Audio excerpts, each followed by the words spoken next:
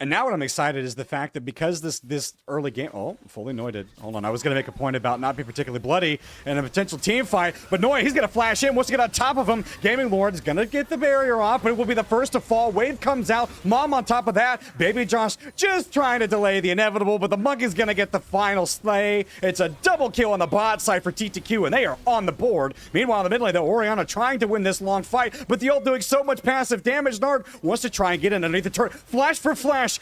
Getting slowed, the Q, a little bit of shielding, and he dies to the turret. Orianna, the next one left. Zoiler, oh, how greedy do you want to be? Does he want to get it? He can smell the kill, but no, not going to be in range to get it. But a play going really badly for BP in the mid lane. Gold shutdown going over to fully noited. And remember, he already got some shutdowns early in the game. No. We just saw a nice little 600 gold swing. Uh-oh. Yeah, wombo combo. Folks, that's not your jungle. And Roots can be like, I'm getting the hell out of here. I just saw the fish get killed. I don't want to also end up as Dragon Sushi. Well, the question I wanted to ask you, which is now going to become rather moot, I've been trying to ask you this whole time in the last couple of minutes, is that a teleport? Oh, no.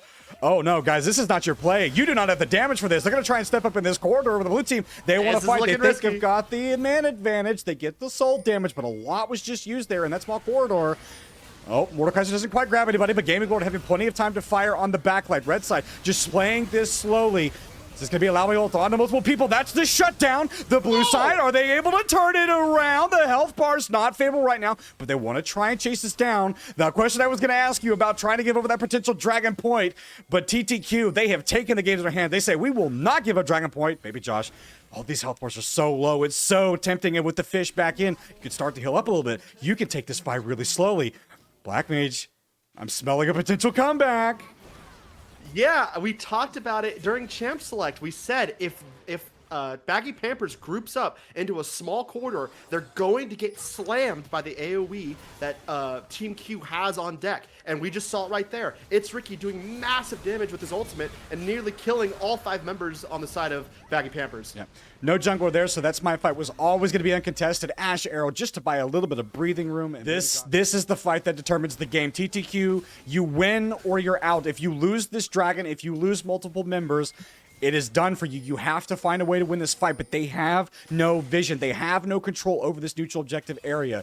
BP are doing such a great job of smothering them out of this area. They don't have to do anything. They can just continue to play this small. They can continue to play this slow. They're not in a rush at all. Fully noited. Almost half his health gone. Mom placed onto basically nothing. Fully noited, though, managed to get a small ultimate. Now that's a shutdown on top of Mordekaiser. That gives you a lot of room to fight, but Orianna is dominating. Please Investigate is putting his tools to the best use, and now Nard is slayed. The TTQ mid laner, and is all gone to hell for TTQ. They're trying to run, trying to do anything. It's a shutdown on top of the Orianna. Root. Nard wants to try and see if he gets something. This might not enough to kill Root. She's persisting, but she still dies. And Sox cleaning the fish, trying to run out of the river, trying to flop onto the land, but nothing doing. That's the dragon. Still picked up for BP, and they win the fight, but God, is it bloody. Nard sees at least 2, so they know who's waiting in the wings.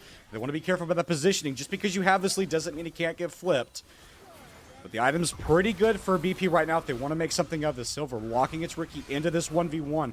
It's Ricky, though. It's very important to notice is doing a pretty good job of surviving. But even as I say that, the Orianna is here to make sure that that survivability chance is an absolute 0. One dead in the top side. BP, they want to try and put the finishing touches on this one. Baron is available now. Where will they fight for it? Yeah, we've got some aggression coming out for the side of Team Q, despite the fact that their top laner's dead. I wonder if they think they can get away with taking a tower. Do they think that maybe they're taking the Baron right now? Gamble. They get the gold, but is it worth it? You managed to get the objective, but now you got to find your way out of here. BP, they have access to the lane. They are in full control right now. They can start to walk this down, and it's this dual threat. We can either walk down your mid lane and take your inhibitor, or we go to Baron. You're down your top laner. You cannot fight us in this pit. They've started it up. Damage slowly being done, but they want to make sure that there's no egress into this Baron area. This is do or die for TTQ. You either gamble it all here, or you lose the rest of the game passive. Fully noited, almost all the way down. There will be no jungle still. Zoriana's taking gonna tons of damage. He's probably going to fall here to the Ash Arrow. Fully anointed, managed to get on top of 5, but goes down almost instantly. Nard getting on top of Root. She's trying to run, flap those little dragon wings. It's a double bubble, but it's not going to be enough to stop anything as the TTQ ADC is down, and that surely has to be the end of this game. Baron secured, priorities secured, and probably the win secured. Combo there is just so disgusting, so many slows. I think Sox Clinton has gotten some excellent usage from that Mikhail's Crucible throughout the game. She's been able to unlock a lot of these champions from getting the hit with the hit with some CC, the Astro, for instance, but it just doesn't seem like it's been enough. Here we go. That redemption going to do absolutely nothing to assuage the damage being done to the health bars of TTQ. The Nexus falls, and BP go up 1-0 in the series. Strengths right now. They're playing to the advantages that they've gotten bot side, and now we see the exact same play going down. It's going to be the Nakai ult committed, and unfortunately, Josh will be the sacrificial lamb this time. It's just going to go down. Unfortunately, Sox is the one to get that one. You would have liked to seen that kill go down on top of the Kaisa, but it will be traded in the mid lane 1-for-1. So that the Rod of Ages is completed for Taylor Swift, so nice to have that first item completion. Do they want to dive this? Sivir has ult, barrier, and flash. This would be a very risky dive given they don't have a tremendous amount of damage underneath the turret. But they will start to pick up some of those plates exactly like we talked about. And yeah, TTQ, they just want to salute. Oh, gaming. If you were going to do it, you should have committed a lot earlier. He's only going to look a minion. That's the commit on top of Root. Hook back further. Sion ult on top of 3. Now they can start to turn this.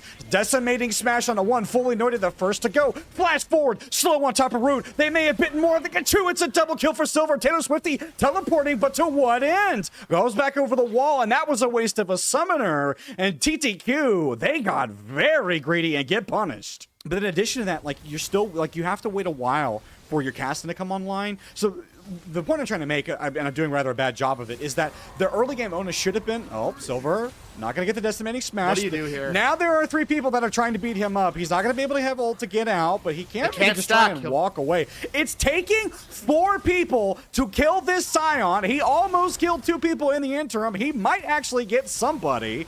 And mercifully, after like 50, he still killed somebody, manages to kill the support. Now he's going to sit here under a turret.